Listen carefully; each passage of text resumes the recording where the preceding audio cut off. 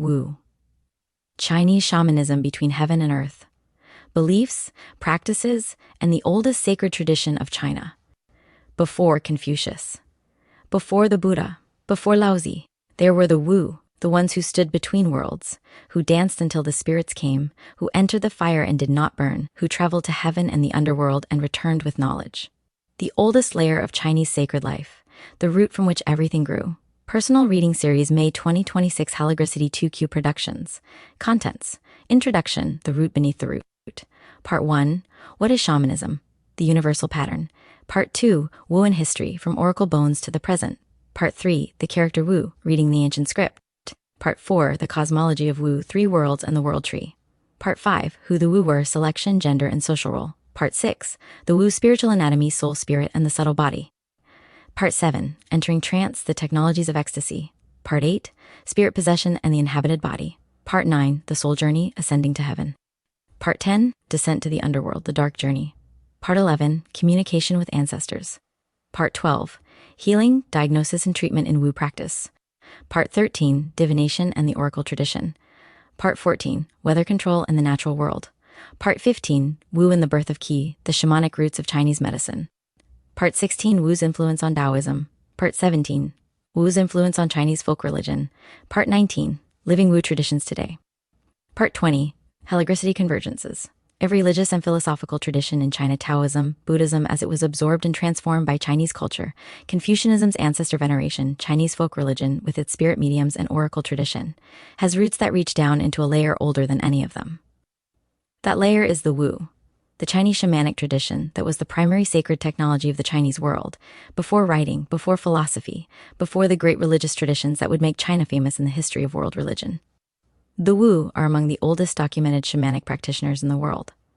The oracle bones of the Shang dynasty already presuppose a fully developed shamanic practice, divination, spirit communication, trance, ritual dance, and the mediation between the human community and the spirit world are all present in the earliest written records of Chinese civilization. And the oracle bones themselves are the product of Wu practice.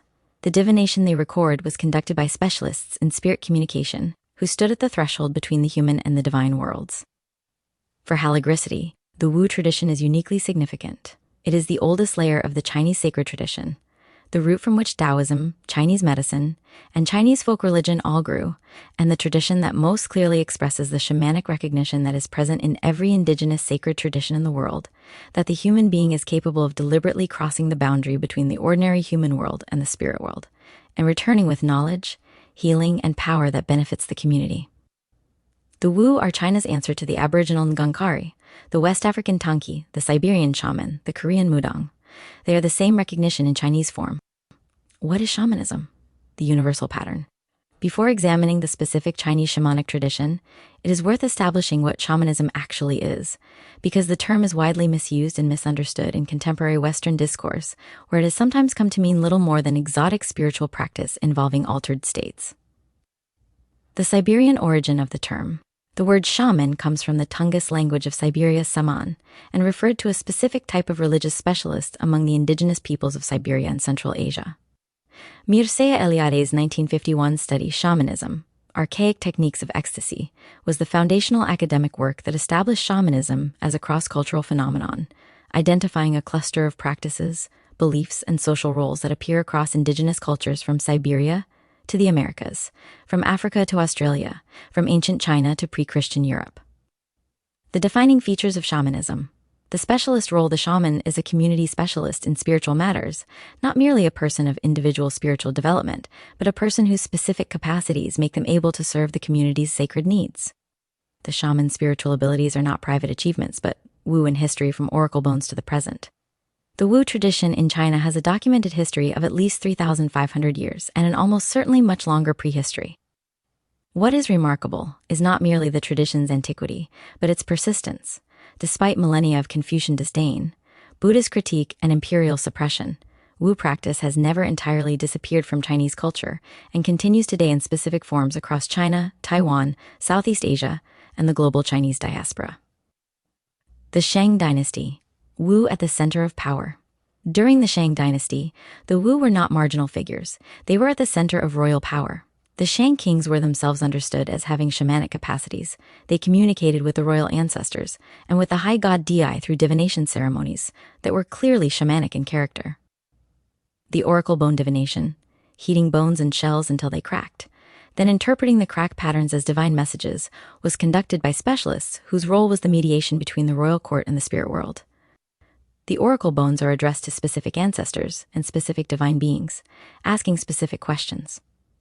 The fact that the bones record both the question and the oracle's answer, and in some cases note whether the prediction came true, suggests a sophisticated system of spiritual communication. With ongoing accountability, the Wu's predictions were tracked against outcomes, creating an empirical feedback loop within a spirit communication framework.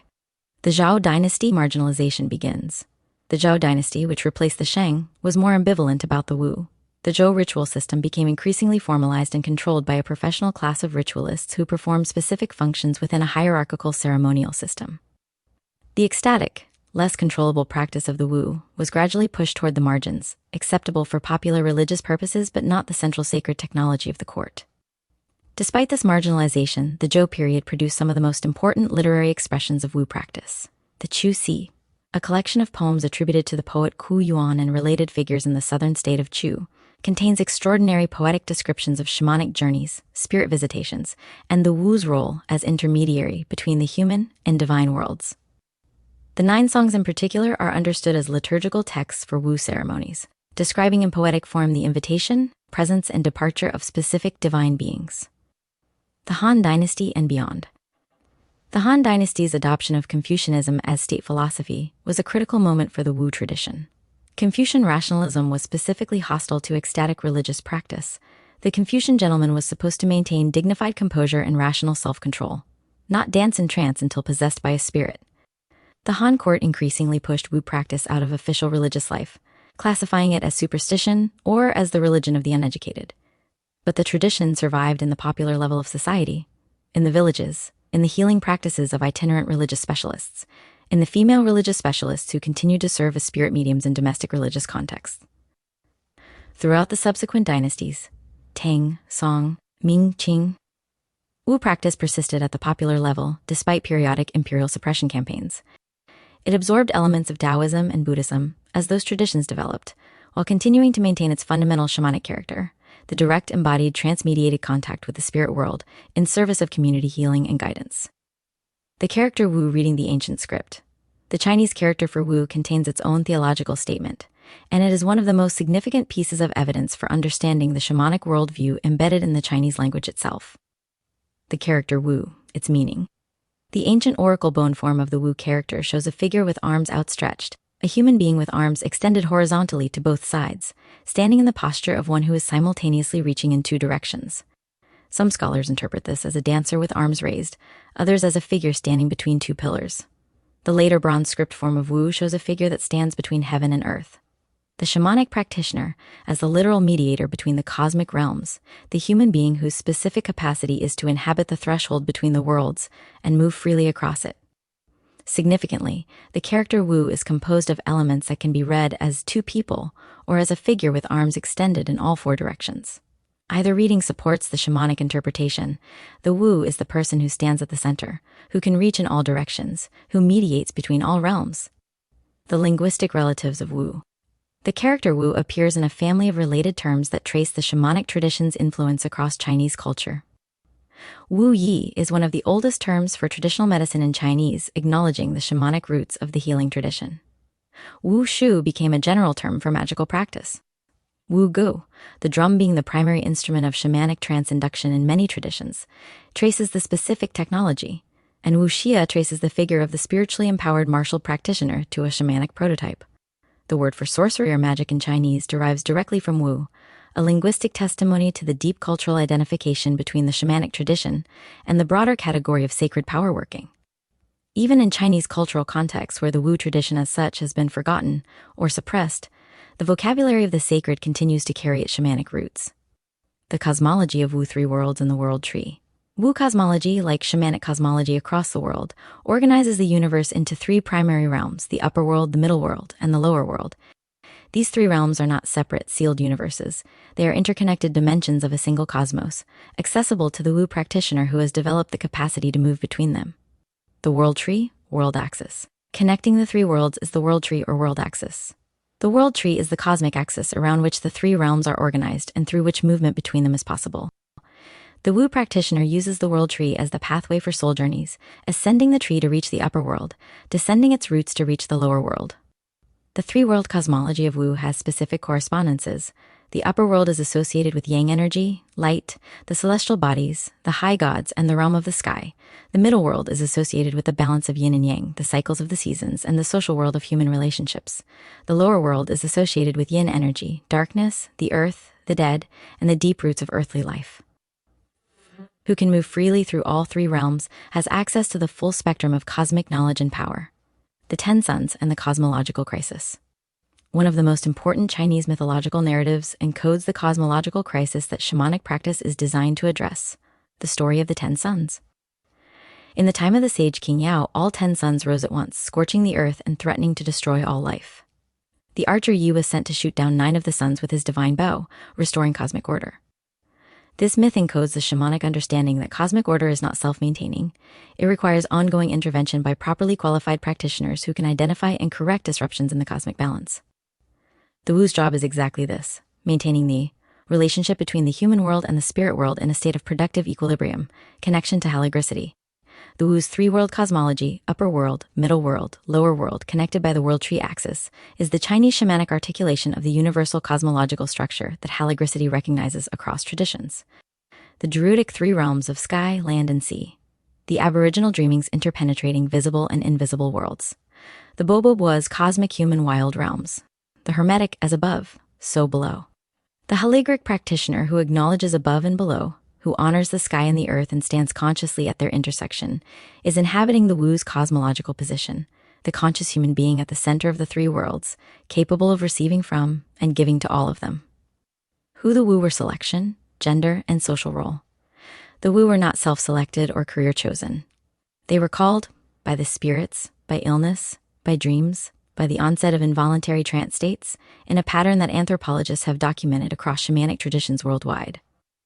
The calling was typically unwelcome: a serious illness, a period of madness or dissociation, visions that could not be controlled or ignored. The would-be Wu could resist the calling, but resistance typically made the symptoms worse. The only cure was to accept the calling and undergo the training that would transform the involuntary experience into a controlled, directed, community-serving practice. The primacy of women in the earliest records. One of the most significant features of the Wu tradition, particularly in its earliest documented forms, is the predominance of women. The oracle bone inscriptions and the Zhou dynasty texts both use the character Wu primarily to refer to female practitioners. The male practitioner is distinguished by a different character in some texts, suggesting that in the earliest period the role was understood as fundamentally female. This female predominance is consistent with what scholars of global shamanism have noted in many traditions. The earliest and most archaic shamanic roles are associated with women, and the transition to male-dominated religious institutions typically involves the marginalization of the female shamanic role. In the Chinese case, this transition is visible across the Zhou and Han dynasties.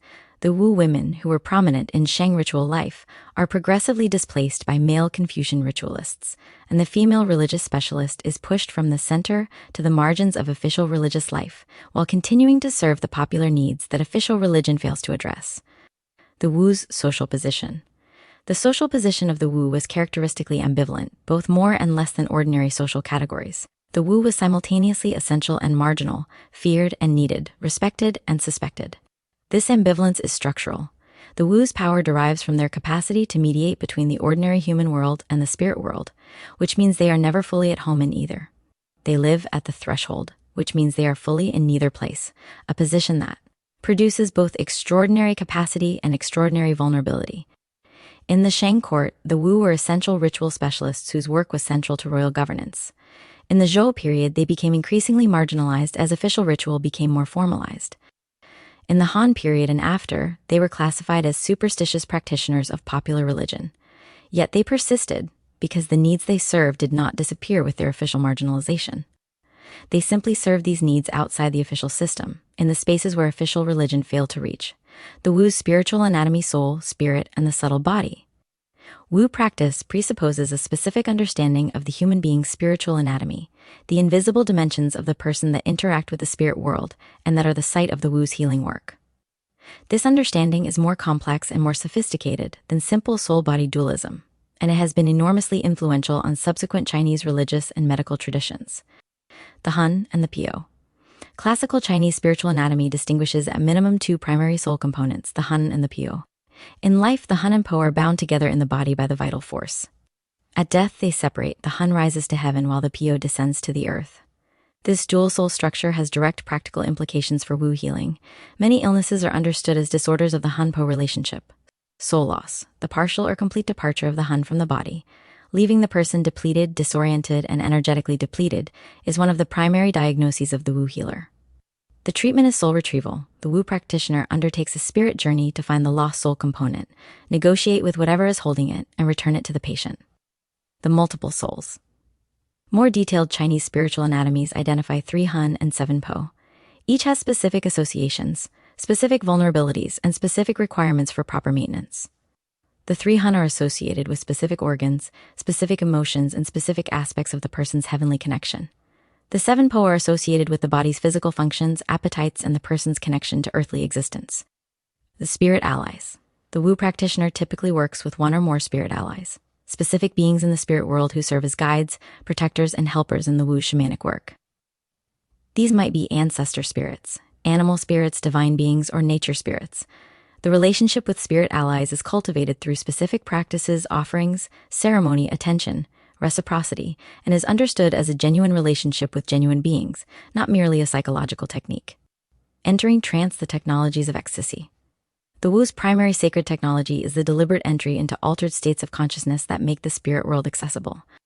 Unlike ordinary human perception, the Wu's trance state opens perceptual channels that are normally closed, allowing the practitioner to see, hear, and interact with the spirit world directly. Sacred dance. The primary trance technology of the Wu tradition is sacred dance, a specific form of rhythmic, sustained, increasingly intense physical movement that progressively shifts the practitioner's state of consciousness. The Chu Ci describes Wu ceremonies in which the practitioners dance in elaborate costumes, accompanied by music, until they reach the state of trance in which the spirits arrive. The dance is not merely expressive, it is technically functional. Specific rhythms, specific movement patterns, and specific levels of physical intensity produce specific alterations in consciousness. The drum. The drum is the primary instrument of shamanic trance induction across shamanic traditions worldwide, and the Wu tradition is no exception. The specific rhythmic patterns produced by the drum entrain the brain's electrical activity into altered states associated with the theta brainwave range, the same range associated with hypnagogic states, deep meditation, and some forms of creative insight. The drum is the Wu's vehicle for the journey, not merely accompaniment but the sonic technology that makes the journey possible, music and song. Beyond the drum, the Wu tradition employed a rich array of musical technologies, specific sacred songs that were understood as vehicles for specific spirits' presence, specific instruments associated with specific spirits, and the Wu's own voice in trance, which was understood to be the voice of the possessing spirit rather than the Wu's ordinary voice. Other trance technologies. The Wu tradition employed additional trance technologies alongside dance and music, specific fasting practices that deplete the ordinary ego's defenses and open the practitioner to spirit contact, the exposure to extreme physical states that similarly alter the state of consciousness, plant medicines with psychoactive properties, and specific breathing practices that alter the oxygen-carbon dioxide balance of the blood in ways that produce altered states. All of these are means to the same end, the deliberate modification of the practitioner's state of consciousness to make the spirit world accessible. Connection to holographicity. The Wu's trance technologies, sacred dance, drumming, specific rhythms, sacred song, fasting, breathwork, are the Chinese shamanic tradition's articulation of what holographicity holds about the role of the body, breath, and sound in sacred practice. The Holigric Wellbeing Book's integration of movement, breath, sound, and specific body practices is the contemporary Holigric parallel to the Wu's trance technology, a set of specific physical practices that deliberately alter the practitioner's state of consciousness, opening access to dimensions of reality that are unavailable in ordinary waking state. The Wu understood that the body is the primary instrument of sacred work, not the obstacle to it. This is exactly what holographicity holds: spirit possession in the inhabited body. One of the two primary modes of the Wu's work is spirit possession, the deliberate invitation and management of a spirit's entry into the Wu's body, temporarily displacing the Wu's own consciousness, and allowing the spirit to speak and act through the Wu's physical vehicle. This is perhaps the most dramatically visible and most widely misunderstood aspect of the Wu tradition. What spirit possession is. In the Wu tradition, spirit possession is not a pathological event, not a violation of the practitioner's personhood by an external force.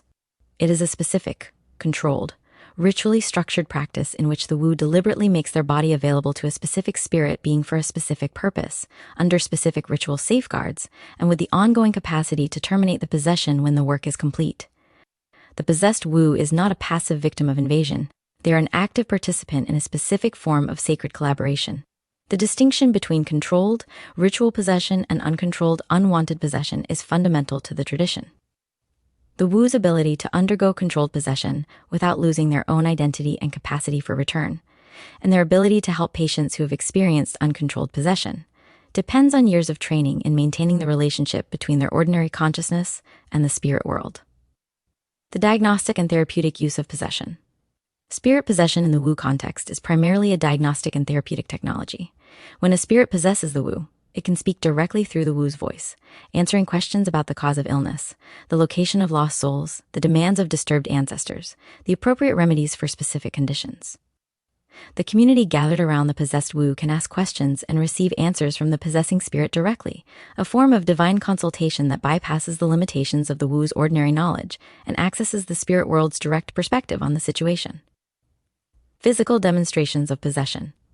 In Chinese shamanic traditions, the reality of spirit possession is often demonstrated through physical acts that would be dangerous or impossible in ordinary waking state: walking on fire, ascending a ladder of upward-pointing swords, self-mortification with ritual weapons, or the handling of hot oil or embers.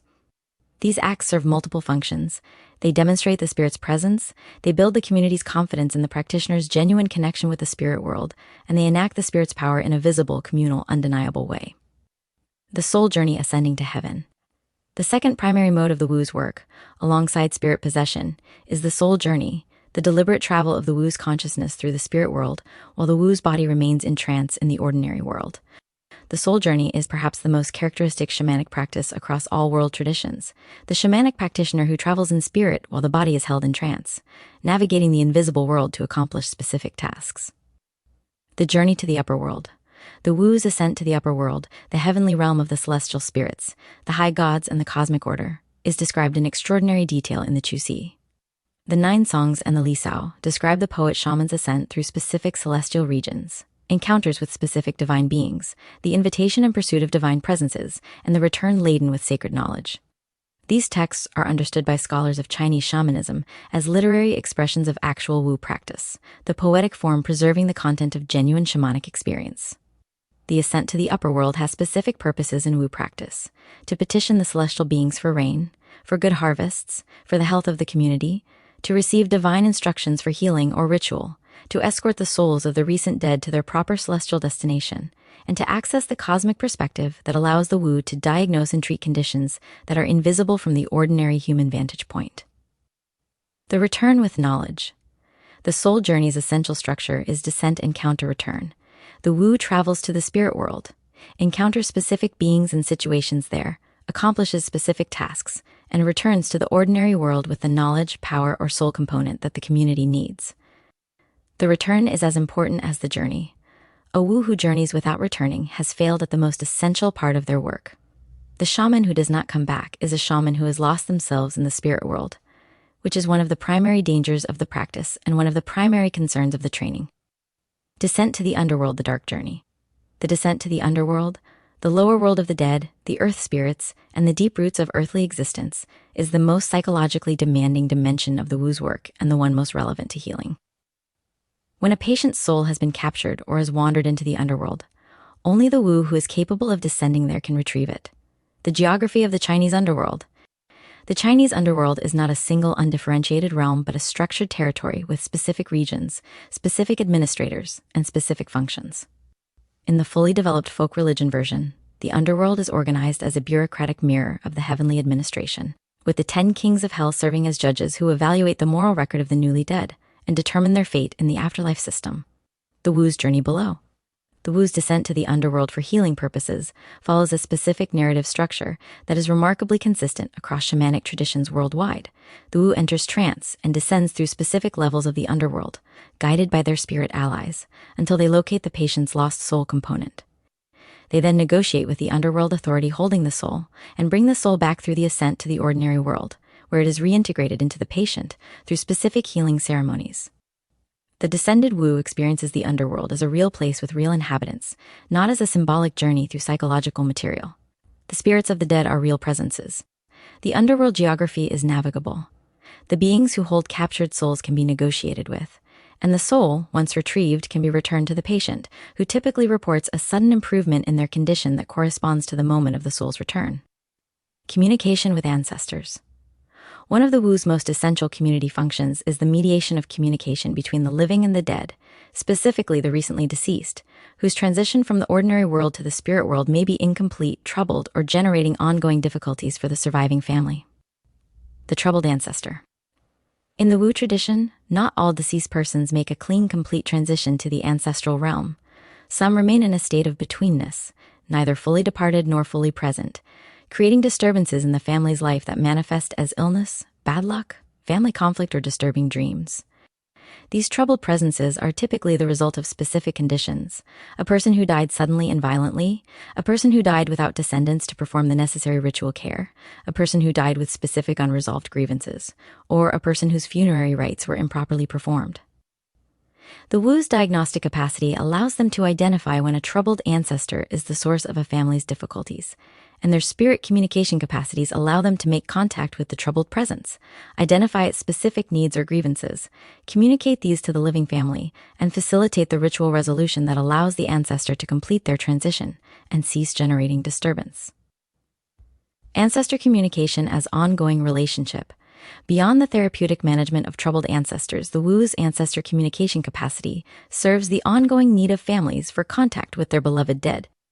The Wu, who can serve as a medium for the recently deceased, transmitting messages, conveying the ancestors' ongoing concern for the family, describing their condition in the spirit world, provides something that no amount of philosophical consolation can replace: direct contact with a person who has died, in the form that makes it possible to continue the relationship rather than simply mourn its ending.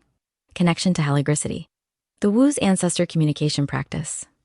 The direct, mediated, body-mediated contact between the living and the dead.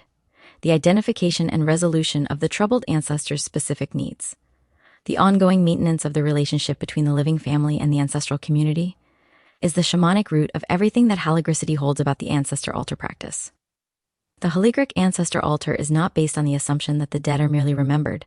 It is based on the shamanic recognition, confirmed by the Wu tradition across 3,500 years of documented practice, that the dead are present, that they have needs and capacities, and that the relationship between the living and the dead is a genuine two-way relationship that can be cultivated and maintained through specific practices. The Wu knew this before anyone wrote it down. Healing, diagnosis, and treatment in Wu practice. The Wu's primary community function in daily practice was healing, the diagnosis and treatment of illness understood as a disruption of the patient's spiritual integrity, their relationship with the spirit world, or their energetic connection to the cosmic order. Wu healing is simultaneously physical, psychological, social, and spiritual. It addresses the whole person within their full context of relationships and cosmic position. Shamanic diagnosis. The Wu's diagnostic capacity relied on several complementary methods. Direct spirit communication, asking the patient's own spirits what is causing the condition, is the most direct. Divination techniques provide a structured channel for the same inquiry. The Wu's own perceptual capacity in trance state, directly observing the patient's energy body, soul components, and spirit relationships, provides information unavailable to ordinary medical examination. The primary diagnostic categories of Wu healing are soul loss, spirit intrusion, ancestor disturbance, and power loss. Each diagnosis calls for a specific treatment approach. Soul retrieval. Soul retrieval is the Wu's most distinctive healing intervention, the shamanic journey to find and return a patient's lost soul component. Soul loss in the Wu tradition is understood to occur as a result of traumatic events, sudden fright, serious illness, accident, bereavement, prolonged stress that cause a portion of the patient's hun to detach and wander, seeking safety in the spirit world. The symptoms of soul loss include ongoing depression, chronic fatigue, difficulty concentrating, the sense of not fully being in one's own life, and a generalized inability to recover vitality despite the absence of identifiable physical cause. The Wu retrieves the lost soul component through a trance journey, typically guided by their spirit allies, to the location in the spirit world where the soul component has taken refuge. The retrieval is not always straightforward. The soul component may be in a difficult location, may be reluctant to return, or may be held by a spirit being with specific demands. The Wu negotiates, offers exchanges, and ultimately brings the soul component back and reintegrates it into the patient through a specific ceremony. Spirit extraction. When the diagnosis is spirit intrusion, a foreign spirit or negative energy has established itself in the patient's body, the Wu's treatment is extraction, the removal of the intruding presence through specific ritual procedures. These may include specific sacred songs that are repellent to negative spirits, the use of specific sacred objects to dislodge the intrusion, the application of specific herbal substances with spirit-repellent properties, and the physical act of sucking out the intrusion. Divination and the oracle tradition. Divination, the art of obtaining information from the spirit world about conditions, events, and courses of action that are not accessible through ordinary sensory means, was among the Wu's most frequently exercised capacities and the one most visible in the historical record. Oracle bone divination. The Shang dynasty oracle bone divination proceeded as follows. The diviner prepared an animal bone or turtle shell by making specific pits and notches in it.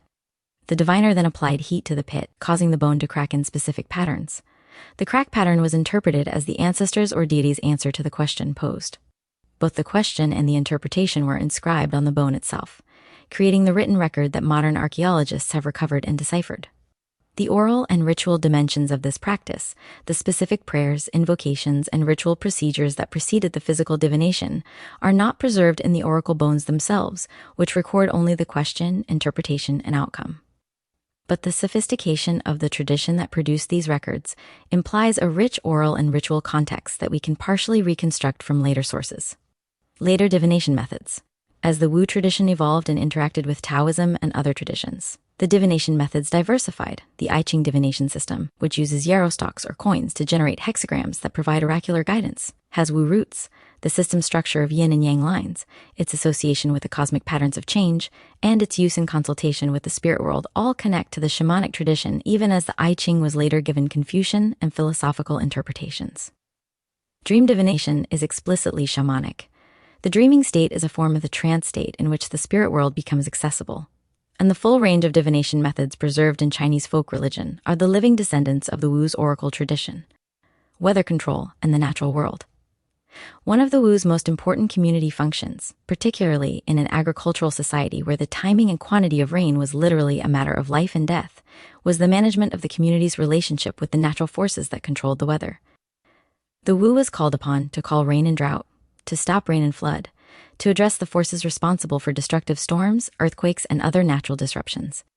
The rain-making ceremony. Chinese rain-to-calling ceremonies involve the Wu's direct communication and negotiation with the dragon kings and rain spirits responsible for specific regional weather.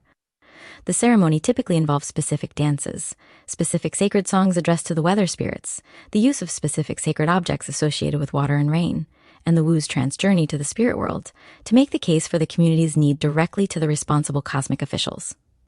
The negotiation with nature. What distinguishes the Wu's approach to natural forces from modern understanding is its fundamentally relational character. Nature is not an impersonal system of physical forces, but a community of beings with whom the human community is in ongoing relationship. The rain does not fall or withhold for mechanical reasons. It falls or withholds in response to the state of the relationship between the human community and the rain spirits. The Wu's job is to maintain and repair this relationship through proper ritual acknowledgement, through appropriate offerings, through the direct communication that the Wu's trance capacity makes possible. Wu and the birth of Qi, the shamanic roots of Chinese medicine.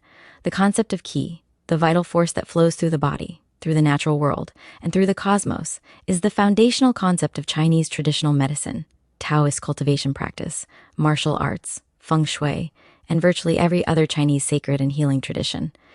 And the concept of Qi has shamanic roots. It emerged from the Wu's direct experiential engagement with the energetic dimension of reality, later systematized by Taoist philosophers and medical theorists into the elaborate theoretical framework of Chinese medicine. Qi, a shamanic experience. Before Qi was a theoretical concept, it was a shamanic experience. The Wu who enters trance and travels the spirit world experiences the energetic structure of reality directly, not as a theory but as a perceptual fact.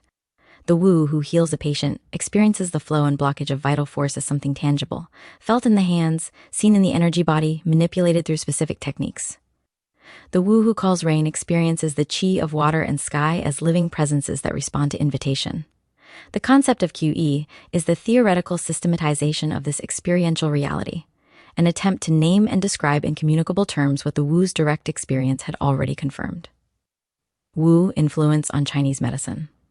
The historical relationship between the Wu and Chinese medicine is visible in the classical medical texts themselves. The Huangdi Neijing contains elements that are explicitly shamanic in origin, the understanding of the body as a territory of qi flow that can be disrupted by external forces, the acknowledgement that some illnesses require treatment through ritual rather than herbal or acupuncture means, and the preservation of what appear to be shamanic diagnostic and therapeutic procedures within the medical framework. The term Wu Yi, the oldest Chinese term for medical practice, is a direct testimony to the shamanic roots of the healing tradition. The Wu Yi was the original healer, the person who combined diagnostic access to the spirit world with therapeutic intervention in both the physical and energetic dimensions of the patient's condition. The subsequent development of Chinese medicine into a sophisticated system of herbal pharmacology, acupuncture and qi cultivation represents the systematization and professionalization of the Wu's original practice. But the shamanic root remains visible at the tradition's foundation, connection to haligricity.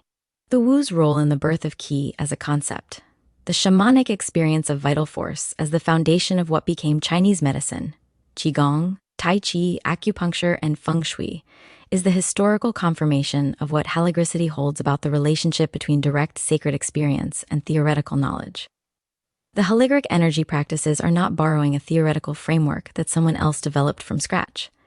They are reconnecting with the living experiential tradition from which the theoretical framework emerged, the Wu's original experience of the energetic structure of reality, which Chinese culture has been trying to systematize and communicate ever since. Wu's influence on Taoism. The relationship between Wu shamanism and Taoism is one of the most important and most debated questions in the history of Chinese religion. The consensus of modern scholarship is that Taoism emerged partly from the systematization of Wu shamanic practice, that the Taoist understanding of the universe as a living qi-filled reality navigable by the properly trained practitioner, the Taoist cultivation practices aimed at developing the capacity to move freely between the human and spirit worlds, and the Taoist ritual tradition with its elaborate ceremonies for communicating with the divine hierarchy all have deep Wu roots. The Taoist immortal as transformed shaman. The Taoist ideal of the immortal, the person who has cultivated their qi to such a degree that they have transcended ordinary human limitations, can travel freely through the spirit world, can control the weather, can heal the sick, and may achieve literal physical immortality, is a philosophical and cultivation-based development of the Wu's shamanic capacities. Where the Wu achieved these capacities through the calling, through trance, and through specific ritual practices, the Taoist immortal achieved them through sustained cultivation of the three treasures through specific alchemical and meditative practices. The destination is the same. The method has been systematized and rationalized. Taoist ritual and Wu practice. The ritual Taoism of the Taoist priest, with its elaborate ceremonies for communicating with the divine hierarchy, its exorcisms and healing rituals, its management of the boundary between the human and spirit worlds, is the institutionalized, philosophically systematized development of Wu practice. The Taoist priest has the same fundamental social function as the Wu, mediation between the human community and the spirit world in service of community healing, guidance, and harmony. The difference is institutional and theoretical. The Taoist priest works within a philosophically developed framework that the Wu practitioners of the Shang dynasty did not have, but the shamanic practice beneath the Taoist theory is recognizable. Wu's influence on Chinese folk religion. If Taoism represents the philosophical systematization of Wu practice, Chinese folk religion represents its ongoing, unsystematized living continuation.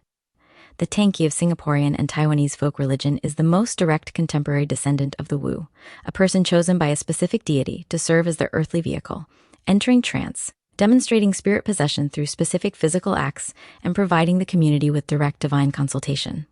The similarities to the ancient Wu are not coincidental. They are the living continuation of a tradition whose essential character has been maintained across 3 millennia of Chinese history. The spirit medium tradition. Contemporary Chinese spirit mediums demonstrate in living practice what the oracle bones document in historical record, the direct, embodied, community-serving contact between the human world and the spirit world through the vehicle of a specifically chosen, specifically trained human practitioner. The Tangki's trance, their physical demonstrations of spirit possession, their oracular function in the community's decision-making, all these are Wu practices in contemporary dress. The Mazu tradition, which we examined in the Chinese Folk Religion Guide, has specific Wu dimensions. Mazu herself was understood as having shamanic capacities in her historical life. And the contemporary Mazu medium who channels the goddess's presence in community ceremonies is operating within the same framework as the ancient Wu who served as a vehicle for the celestial beings. The suppression of the Wu. The suppression of the Wu tradition is not a single event, but an ongoing process that spans Chinese history from the Zhou dynasty to the 20th century. Each major suppression campaign targeted the Wu for the same fundamental reason. The Wu's direct access to the spirit world represents a form of sacred authority that does not require the mediation of official religious institutions or official political structures, and this independent sacred authority is always potentially threatening to centralized power. The Zhou rationalization. The Zhou dynasty's progressive replacement of Wu ceremonialism with a more formal, more controlled system of state ritual represents the first major suppression. The Confucian tradition that emerged from Zhou culture was explicitly critical of Wu practice. The Analects of Confucius expressed discomfort with spirit communication, trance, and the kind of uncontrolled ecstatic religious experience that the Wu embodied. The Confucian rationalization of ritual, turning it from the Wu's direct spirit communication into a formal system of social expression, is the first systematic attempt to domesticate the shamanic tradition and bring it under the control of the educated class. Later imperial suppression. Throughout the imperial period, various dynasties conducted campaigns against licentious cults, a category that consistently targeted Wu-derived spirit medium practice, folk healing, and popular divination. These campaigns were motivated by a combination of Confucian rationalism, Buddhist institutional interests, and political concern.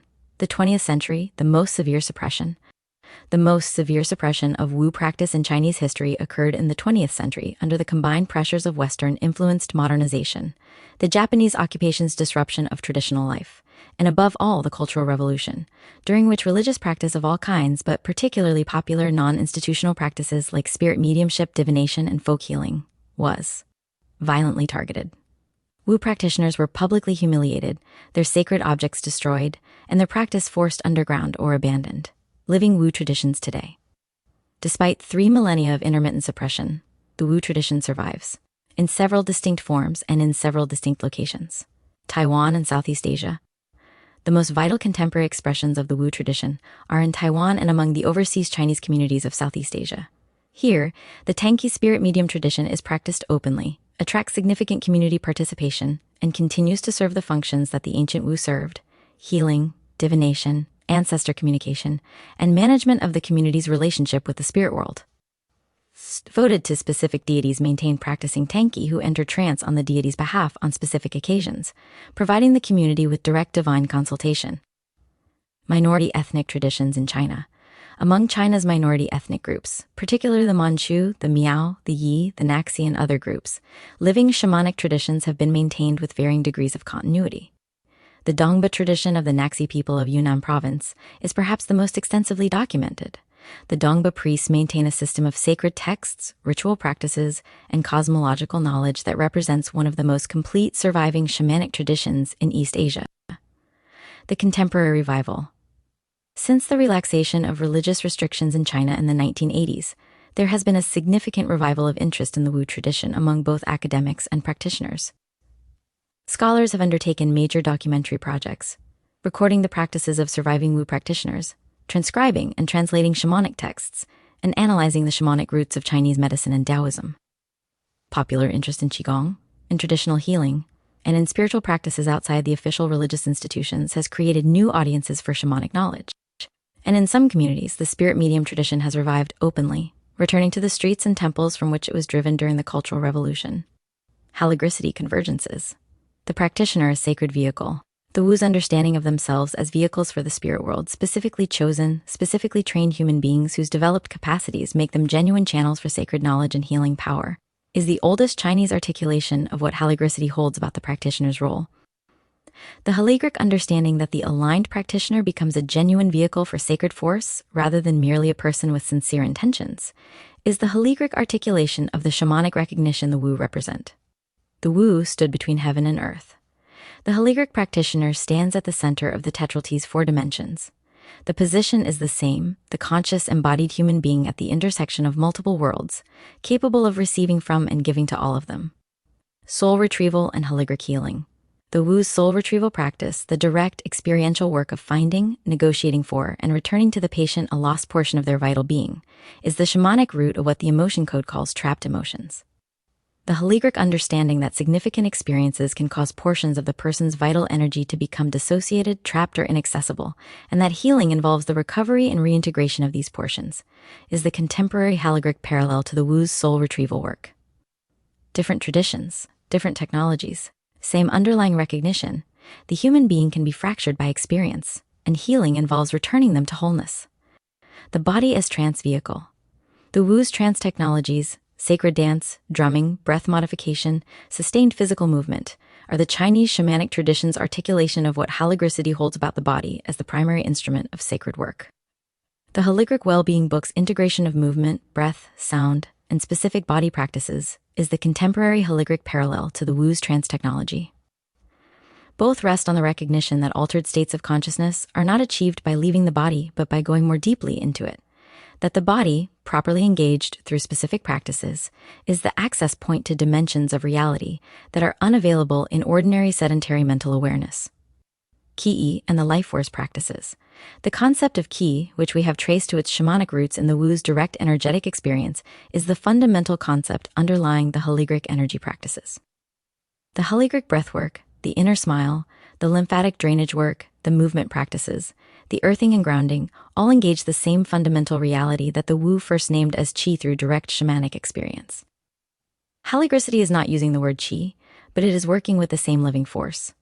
The Wu were the first in China to work with it consciously and to begin developing the language and practice for doing so. The ancestor relationship. The Wu's ancestor communication work. The direct contact with the recently deceased. The identification and resolution of the troubled ancestors' needs.